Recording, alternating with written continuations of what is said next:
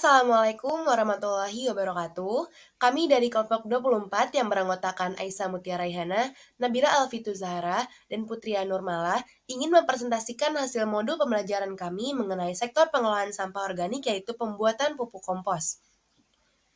Pembuatan pupuk kompos ini terbuat dari daun kering dan juga sisa makanan yang melibatkan pengumpulan, pemotongan, dan penempatan bahan-bahan organik ke dalam wadah atau tumpukan kompos. Proses ini memerlukan waktu dalam beberapa minggu hingga bulan. Pupuk kompos dapat dihasilkan untuk memperkaya tanah dan menyediakan nutrisi bagi tanaman.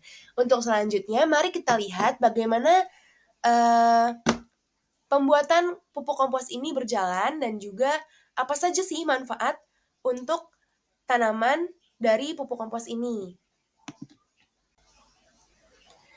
Di sini saya akan menjelaskan mengapa pengelolaan sampah begitu penting untuk kehidupan kita. Yang pertama karena mengenai kesehatan lingkungan, lalu yang kedua tentang pengurangan limbah, yang ketiga kesehatan masyarakat, yang keempat konservasi sumber daya alam, dan yang kelima peningkatan kualitas hidup.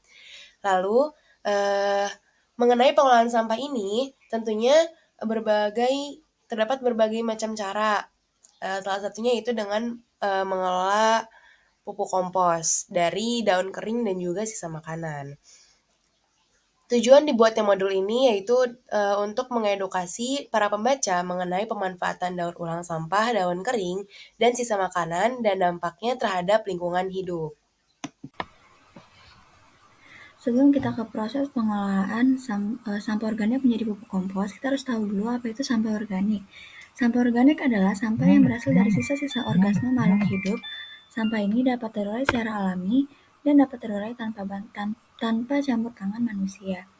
Dampak yang dirasakan jika kita tidak mampu mengelola sampah organik yang pertama yaitu kerugian ekonomi karena potensi pengelolaan limbah yang tidak optimal. Yang kedua yaitu pencemaran udara dan pencemaran tanah.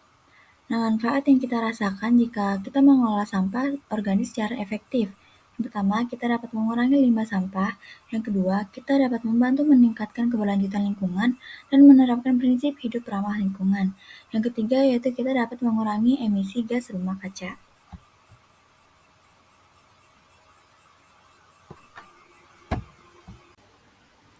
Oke teman-teman, sekarang kita masuk ke konsep dasar pembuatan pupuk kompos. William F. Britton mendefinisikan kompos sebagai hasil dari pengomposan bahan organik yang melibatkan dekomposisi mikrobiologis. Proses ini mengubah bahan organik menjadi substansi stabil yang dikenal sebagai humus yang merupakan sumber nutrisi bagi tanaman. Nah, kemudian kelebihan kompos ini tidak lain sebagai ketersediaannya bisa mengurangi dampak yang buruk bagi tanah karena dengan adanya pupuk kompos ini dapat meningkatkan struktur tanah dan menghindari kita dalam konsumsi produk-produk pupuk kimia yang berbahaya bagi tanaman. Tentunya dalam pembuatan pupuk ini diperlukan bahan-bahan yaitu daun kering. Daun kering ini menciptakan sumber karbon dalam pupuk kompos yang merupakan unsur yang paling penting dalam proses pengomposan. Karbon merupakan unsur yang dibutuhkan oleh mikroorganisme pengurai untuk membentuk pupuk organik yang berguna bagi tanaman. Lalu kemudian ada sisa makanan. Sisa makanan sebagai sumber nitrogen yang berguna bagi pertumbuhan akar, batang, dan daun pada tanaman. Selanjutnya yaitu proses pembuatan pupuk kompos. Yang pertama yaitu persiapan bahan. Bahan-bahan yang kita perlukan yang pertama itu ada air, lalu daun kering, lalu nasi aking, selanjutnya larutan mikroorganisme lokal, ember, dan kayu kecil. Tahap yang kedua itu pencampuran bahan-bahan. Masukkan daun-daun dan sampah organik yang telah dikumpulkan ke dalam wadah atau ember yang telah disiapkan. Tahapan yang ketiga itu pemberian air. Daun dan sampah organik yang sudah dimasukkan ke dalam wadah lalu dibasuhi oleh air rendaman nasi aking dan tambahan larutan mikroorganisme lokal. Tahapan yang terakhir yaitu pencampuran kompos secara teratur. Setelah semua bahan-bahan sudah dimasukkan ke dalam wadah, lalu proses selanjutnya yaitu pencampuran. Aduk dan campur rata bahan yang telah dimasukkan menggunakan kayu kecil. Setelah semua sudah tercampur rata, tutup wadah dengan rapat dan simpan wadah di tempat teduh. Tempat teduh yaitu tidak terkena sinar matahari dan matahari secara langsung. Selanjutnya adalah proses pematangan dan pemanenan kompos. Pada proses pematangan ini, setelah minggu keempat, bahan organik akan mulai hancur dan menyusut. Proses ini ditandai dengan perubahan fisik dan kimia dalam tumbuhan kompos. Lalu yang kedua adalah selama periode ini terjadi pelapukan bahan organik oleh mikroorganisme seperti bakteri, jamur, cacing, dan tanah.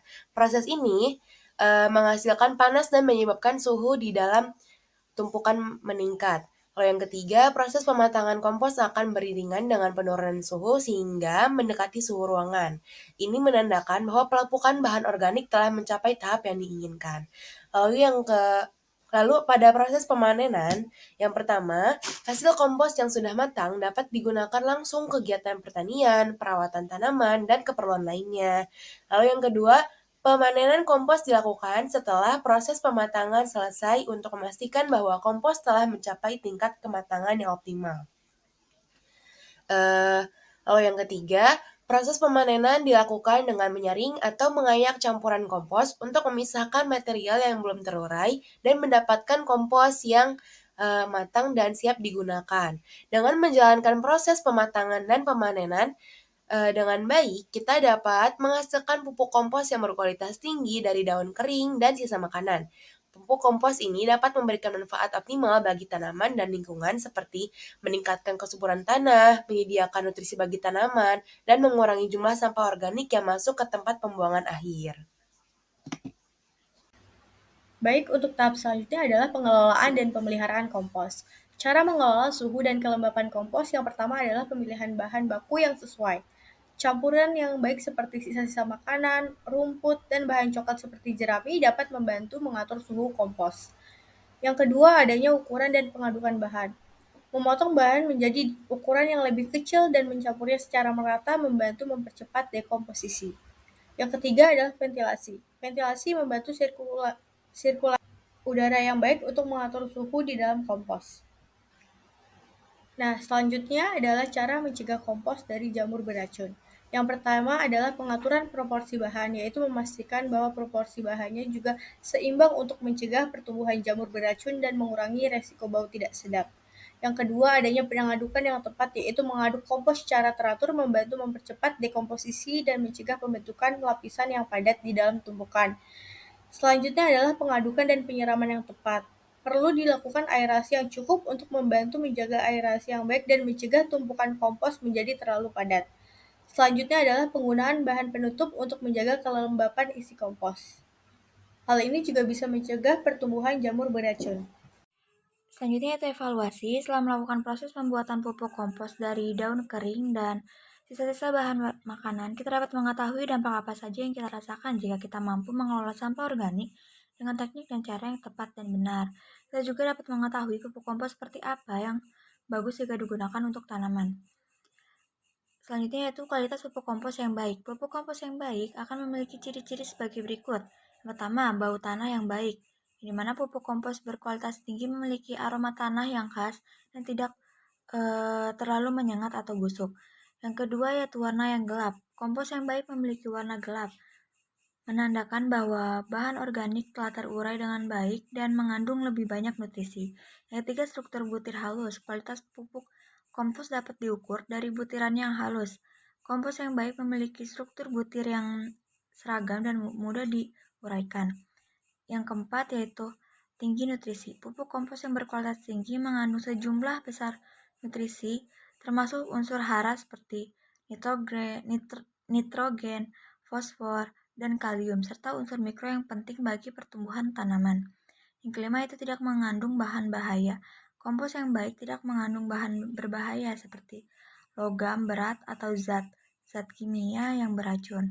Yang keenam, tidak mengandung biji tanaman berkecambah, di mana kompos yang baik seharusnya telah melalui proses pengomposan yang efektif sehingga tidak mengandung biji tanaman yang dapat tumbuh dan bersaing dengan tanaman yang tidak diinginkan.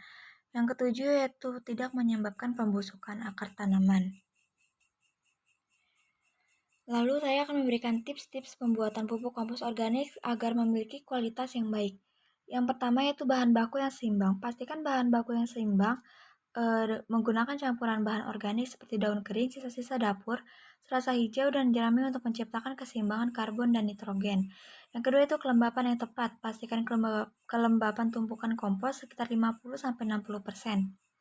Yang ketiga yaitu udara yang cukup. Pastikan tumpukan kompos memiliki akses udara yang cukup. Yang keempat yaitu pemantauan suhu. Monitoring suhu tumpukan kompos dapat membantu mengidentifikasi aktivitas mikroorganisme. Suhu yang optimal berada di kisaran 50-60 derajat Celcius. Yang terakhir yaitu hindari bahan tidak cocok. Jangan tambahkan bahan-bahan yang tidak cocok seperti daging, lemak, atau limbah hewan ke dalam kompos karena dapat menyebabkan bau yang tidak sedap dan menarik hewan pengganggu untuk datang ke kompos yang sudah dalam proses.